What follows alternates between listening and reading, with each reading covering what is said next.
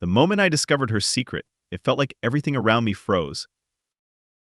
Lauren had been growing distant for months, her warmth replaced by something cold and unreachable.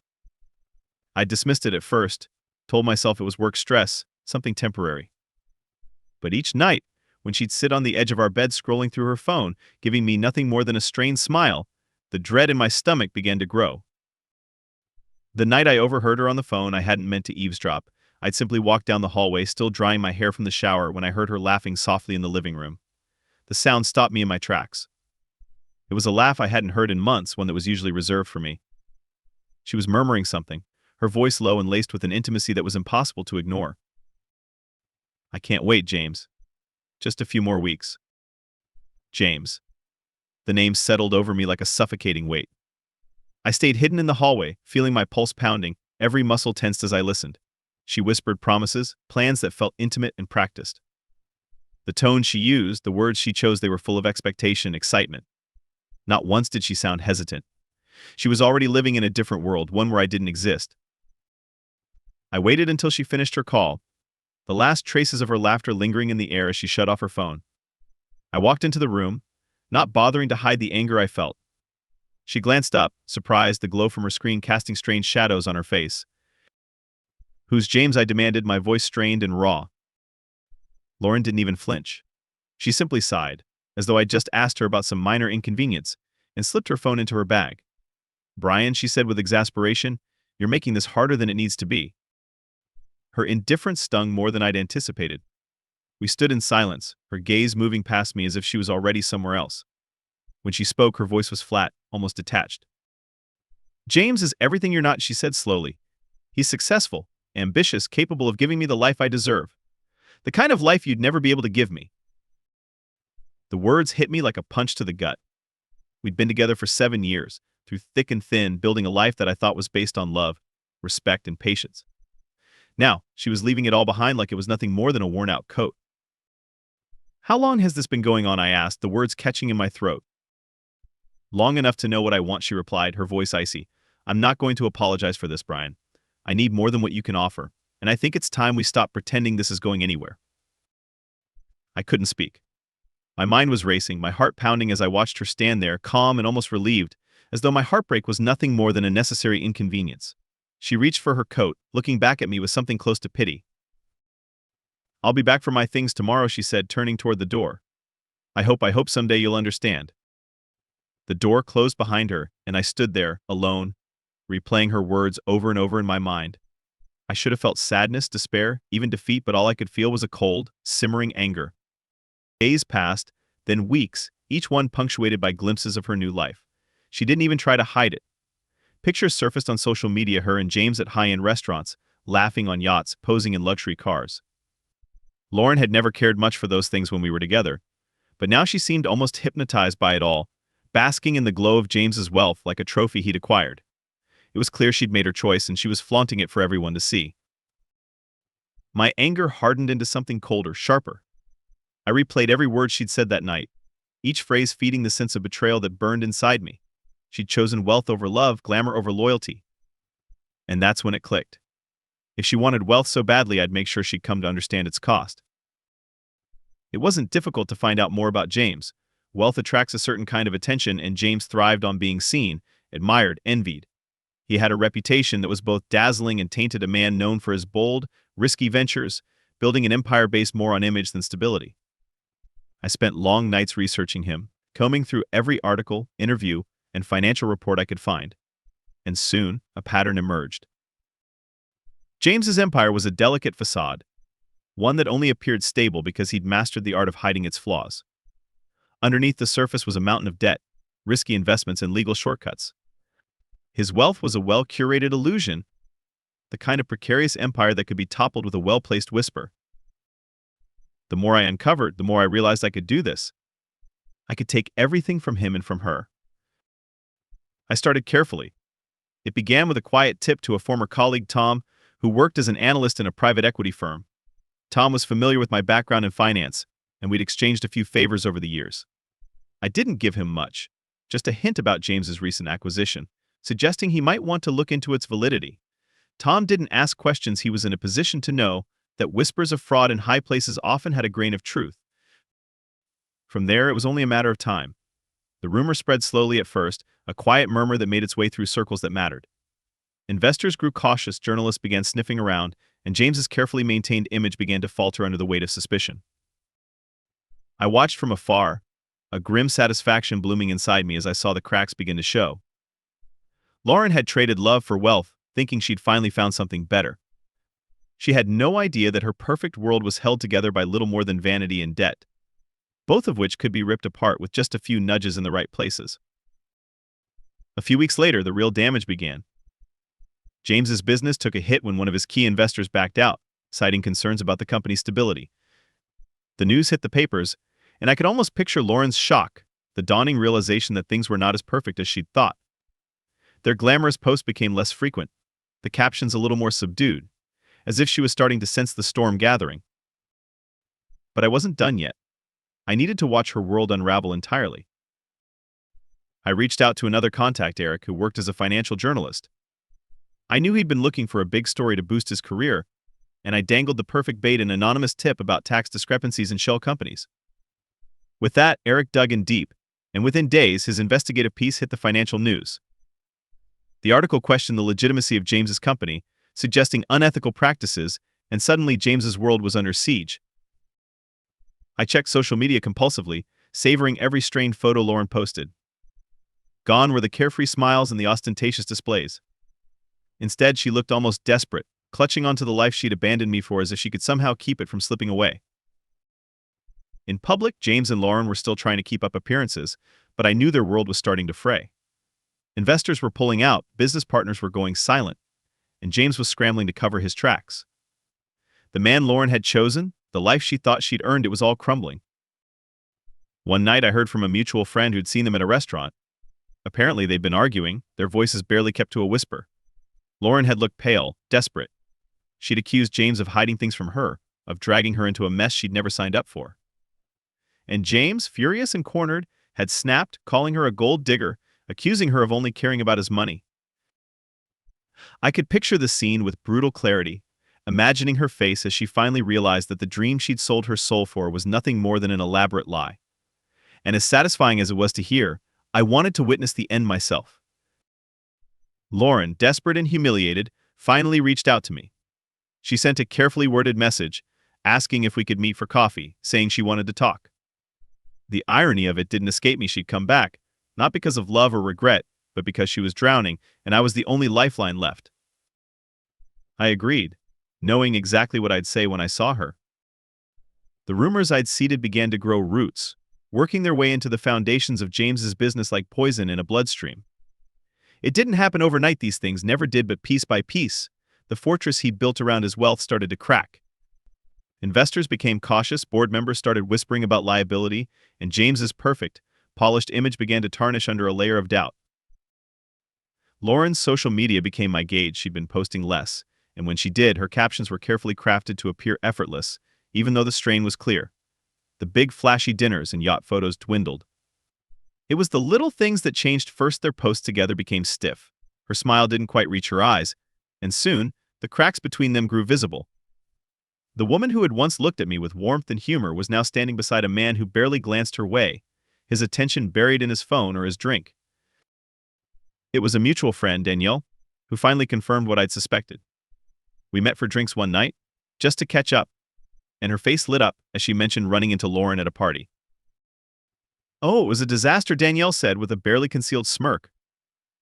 Lauren looked terrible, like she hadn't slept in days. And James, he left her to deal with some argument between a couple of investors. She looked mortified.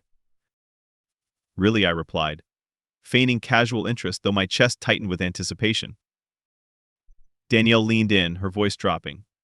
"People are talking about how James's company is not doing so great.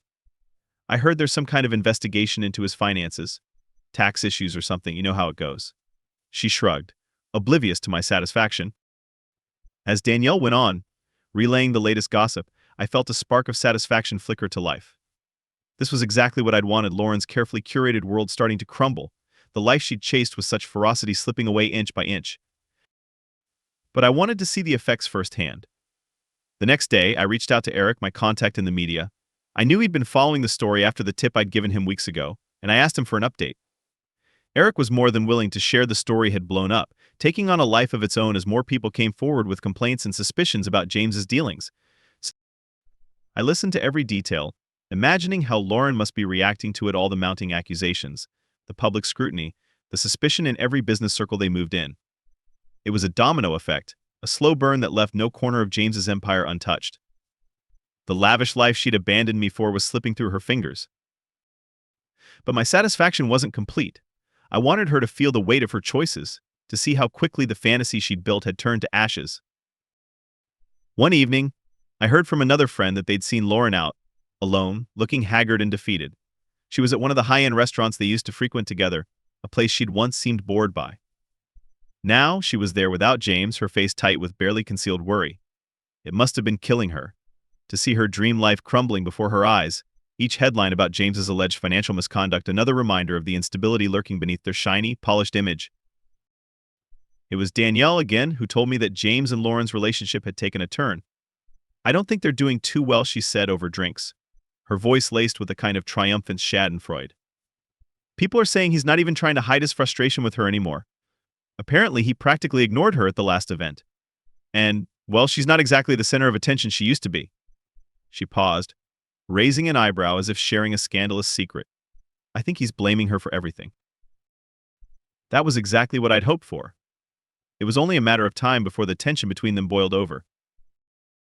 A week later, I got confirmation of it. Another acquaintance told me he'd seen them arguing outside a restaurant, her face pale as James yelled at her, his voice loud enough for people nearby to turn and stare. It was humiliating for her, and the Lauren I knew would have hated that. Public embarrassment was something she'd once gone to great lengths to avoid. Now the man she'd left before was tearing her down in front of strangers, reducing her to a shadow of the woman she used to be. As I listened to the stories circulating about their unraveling, my satisfaction grew, but so did a strange hollowness. I'd orchestrated this downfall with precision, watched every calculated move I'd made ripple out to destroy her life. But there was an emptiness to it, a quiet recognition that I was no longer the man I'd been before she left. And yet I wasn't done. There was still one last act. That was the night I got the message. Lauren reached out to me, a text that appeared on my screen like a ghost from a past life. "Brian, I know you have every reason to hate me, but I could really use someone to talk to. Please, can we meet? Just once." The irony of it didn't escape me. She'd left, convinced she could do better, that James could offer her more than I ever could. And now, with everything falling apart, she was coming back, not out of love, but out of desperation. She wanted reassurance, a lifeline, and I was the only one left who might give it to her. I agreed, choosing a small cafe on a quiet street, a place far removed from the high-end bars she'd frequented with James. I wanted her to see the contrast, to feel the weight of the life she'd left behind. Lauren arrived late, slipping into the cafe with her head down, as if trying to avoid being seen. She wore large sunglasses that shielded most of her face, but even through the dark lenses, I could see that she was tired, worn out. Her posture was different, no longer the proud, self-assured woman who had walked out of our life for something shinier. She looked around, finally spotting me at the back of the room. She slid into the seat across from me, took off her sunglasses, and set them on the table. Her eyes were shadowed, rimmed with faint smudges of makeup she hadn't bothered to fix. She gave me a tentative smile, a half-hearted attempt at politeness. But there was nothing genuine about it. This wasn't the confident Lauren who'd left. This was someone desperate. "Brian," she started, her voice barely above a whisper. "Thanks for agreeing to see me." I nodded, keeping my expression neutral, letting her take the lead. I wanted to see what she had to say, how she would try to spin her situation now that her perfect world had been turned upside down. "I know I probably don't have the right to ask for anything from you," she continued, fiddling with the edge of her sleeve. "After everything, after the way I left. But things haven't exactly gone the way I thought they would."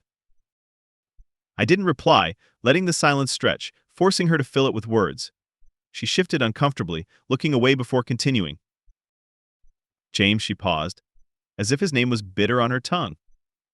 "James isn't who I thought he was. I mean, I knew he was ambitious, maybe a little ruthless, but I thought he cared about me. I thought he'd take care of me." She laughed then, a small, hollow sound. "Turns out I was just another thing he wanted to have, a shiny object to show off when it was convenient." Her words hung in the air, thick with resentment and regret.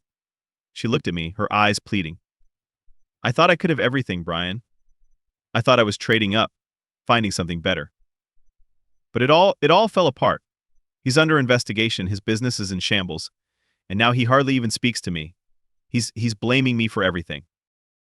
Her voice cracked, and for a moment I could see the cracks in her carefully constructed persona, the desperation, the realization that everything she'd built her new life on was little more than sand slipping through her fingers. She looked at me then, her eyes wide, almost childlike. I feel like such an idiot, she whispered, her voice breaking. I thought I could just start over. I thought I'd be happier. But now I'm alone. I don't have anyone else. I studied her, taking in every detail. I wanted her to feel the weight of what she'd done, to understand just how thoroughly she betrayed us. And as she sat there waiting for me to offer some kind of comfort, I knew it was time for her to see the truth. Do you want to know why it all fell apart? Lauren, I asked, my voice calm and even. She blinked, caught off guard. What do you mean? It didn't just happen. All those problems James has been facing, the investigations, the rumors, the financial issues, they weren't just bad luck. I leaned forward, letting my words sink in. Someone made it happen. I watched her face carefully as the pieces fell into place. At first, there was only confusion, a flicker of disbelief. But then her eyes widened, the realization dawning slowly, painfully. She whispered, her voice barely audible. You did this. I didn't smile, didn't gloat. I just nodded, watching her reaction with a quiet satisfaction. Her face turned pale, her lips parting in shock as she absorbed the weight of what I'd done. Her hands trembled, clutching the edge of the table as if for support. Why would you do that? Because, Lauren, I replied, my voice cold and steady. You left me for a life you thought was better. You threw away everything we built together for a man you barely knew, for a life you only wanted because it looked perfect on the surface. You chose wealth over loyalty, glamour over love. I paused, letting her absorb every word. I wanted you to see that what you chased was a lie, and I wanted you to feel what it's like to lose everything. Her face crumpled, and she looked down, her hands gripping the table so tightly her knuckles turned white. I didn't realize. Of course you didn't, I said, my tone flat. You thought you were too good for the life we had. You wanted more, and now you have it. Or at least what's left of it. She didn't look at me, her gaze fixed on the floor as tears slipped down her cheeks. Brian, I'm sorry, she whispered, her voice thick with regret. I know I made a mistake. I thought I was moving on to something better. But now I've lost everything. For a moment, I almost felt a flicker of pity, a fleeting sense of sympathy as I watched her break down. But it was gone as quickly as it came. This was what she'd chosen, and now she had to live with the consequences. Her apology felt hollow, a last-ditch attempt to salvage whatever dignity she had left. It's too late, Lauren, I said, my voice cold and final. You made your choice. You decided that I wasn't good enough for you, that our life wasn't enough. And now you have to live with that. She looked up at me, her face streaked with tears, her expression one of pure desperation. Brian, please. I don't have anyone else. I don't know what to do. I stood, looking down at her one last time. The satisfaction I'd felt at seeing her crumble was tempered now by something deeper, a hollow emptiness that settled in my chest. I'd gotten my revenge, dismantled the life she thought she'd won, but it hadn't brought me the peace I'd expected. Instead, I felt as empty as she looked, a man left with nothing but the ashes of a broken relationship. I'm sorry, Lauren, I said, my voice quiet. But you're on your own now. I turned and walked away, leaving her sitting alone in the dim light of the cafe, clutching onto a life that no longer existed. As I stepped out into the night, I felt the weight of what I'd done settle over me like a shadow, a quiet, unshakable reminder that revenge could never truly fill the void she'd left. In the end, we'd both lost everything.